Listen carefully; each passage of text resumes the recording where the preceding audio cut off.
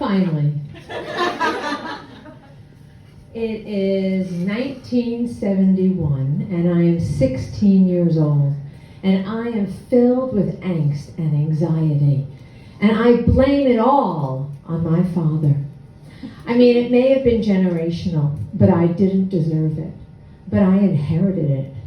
I had my father's nose. I mean, if you want to describe it politely, it was Romanesque-ish. And it was the source of all my misery. I knew that. I was unhappy because of my nose. Boys didn't like me or notice me because of my nose. And I decided that there was only one thing to do. Chop it off. Get rid of it. Not all of it, but some of it. I wanted a nose job because I knew that would make me happy.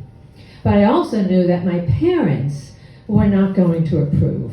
However, I'm the youngest out of 4 kids, and they had all had glasses, they had all had braces, they had all had music lessons, and they had tennis lessons. I had none of that. And I thought maybe I had a little leverage, I was a low-cost kid, maybe they could do this for me. But my parents were from the Midwest, and they were born and bred Midwest. They were modest people. And back then, a nose job wasn't a thing. But they had moved to Long Island, New York, and that's where nose jobs were a thing. And I wanted that thing. I wanted it really badly. So I decided that I was going to pitch it to them. And I just immediately started saying, I really want a nose job, and this is... No, stop. And in unison, they immediately said, yes. And it was a little too immediate. And I thought, this is premeditated. At some point, they looked at each other and they said, if she asks, we say yes. So I get it done in the summer, and I'm all healed, and I'm going into my junior year in high school, and I am so excited to go to my first party with the new me. And I go there, and I know I'm going to be happy, and I'm not. And nobody notices me. And I immediately do what I always do when I get insecure and I get self-conscious. I either reject before I'm rejected, or I fight, or I flight. And I am absolutely miserable. And I think nothing changed, but everything changed. Because if it wasn't my nose, what was it? What made me so unhappy? And I realized that, therapy would have been a really good thing for me. And I found, surprisingly, I got therapy, but in a kind of a sideways way. And it was when I met a man named Tommy. And I'm still 16, and Tommy is my sister Susan. She's 5 years older than me. It's her new college boyfriend. And I am so excited. Now, at 16, I had just gotten my period, which for those of you that are not aware, that's a rather late age for a woman to get her period. And anyway, so I am excited. I'm sitting in the hallway, I'm on the stairway, I'm waiting for them to come in the house because Susan's bringing Tommy home to meet the family. And they walk in, and Tommy is so good looking. I mean, he's like Hollywood good look. The guy is gorgeous. And I am mesmerized, and he is looking at me with such intent focus, eye to eye, and all of a sudden I feel just, as I said, mesmerized until he spoke. And he said, hi, my name's Tommy. Hey, congratulations on getting your period. I am stunned, right? I just look at my sister, and I found out this is quintessential Tommy. Tommy says what he thinks and what he feels. There is no filter, and there was no malice. He knew we were concerned. He was happy for me that it was no longer a concern. But again, he always said what was on his mind.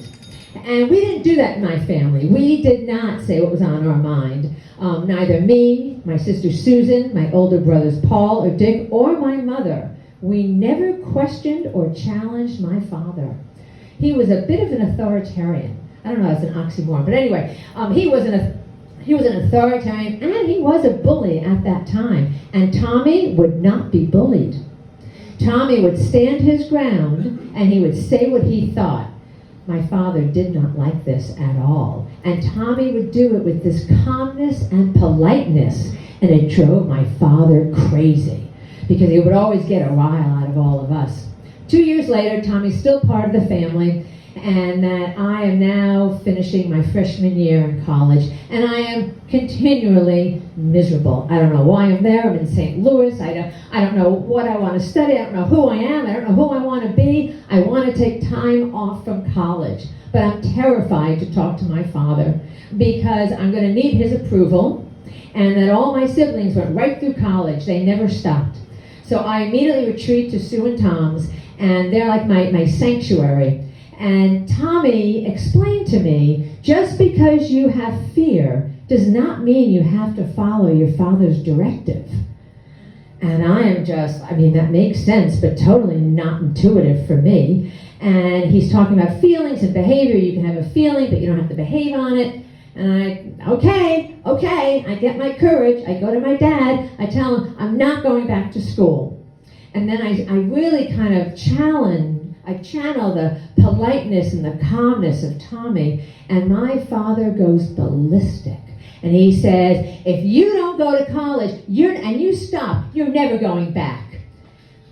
I am now my father's daughter, and I lose it. Forget about the calmness, forget about the politeness. And I yell back at him at the same decibel. And I say, why can't you trust me? Have I ever done anything to you that you wouldn't trust me? Now I had, but he didn't know that. And then I said, if it doesn't work out, I'll come home early. I'll enroll the next semester. Like hell, I'd come home early. I wasn't going to tell him that either. And I am still all riled up, and he goes, okay.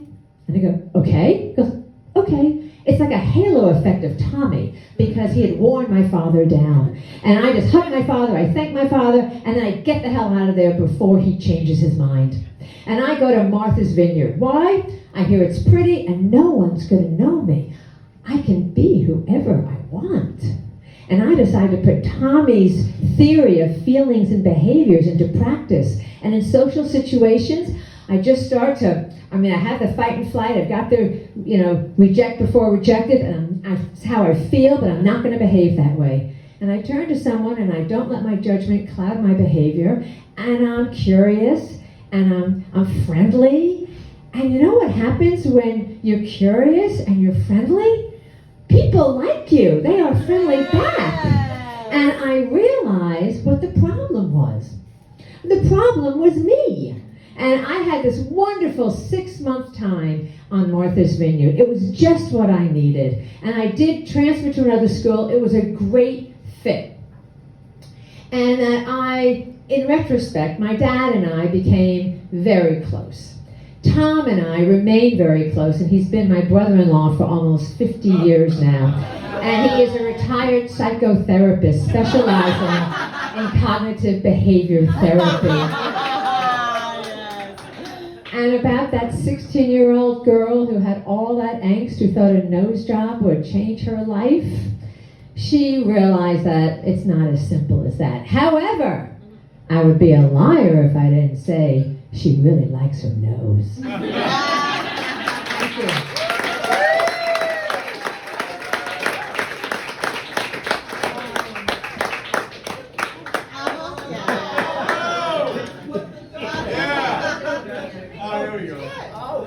Adorable.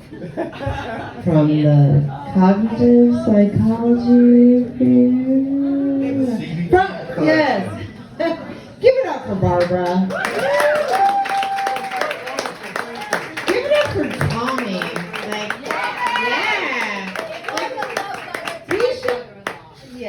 We should all have a Tommy in our life. That person who makes you brave. Okay, judges, what do we got? We have a 7 and a 9, a 8 and a 10, 9 and a 9, 9 and a 10. And a 10 and 9. All right, Barbara. Woo-hoo!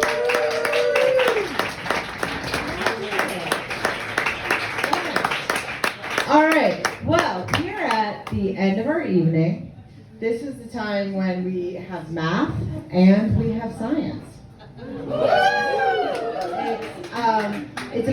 Those are both very important elements of storytelling, if you did not know. The math is going to come into the calculation of our storytellers this evening, but the science, that's the really nuanced part of the evening, and this is where we choose next month's theme. So let's revisit those topics.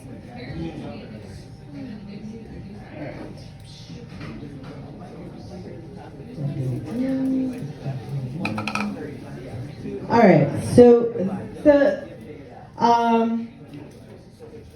before we get into the data input, first we need to have our data collection device come to stage, and I would like to present to all of you the Mellometer.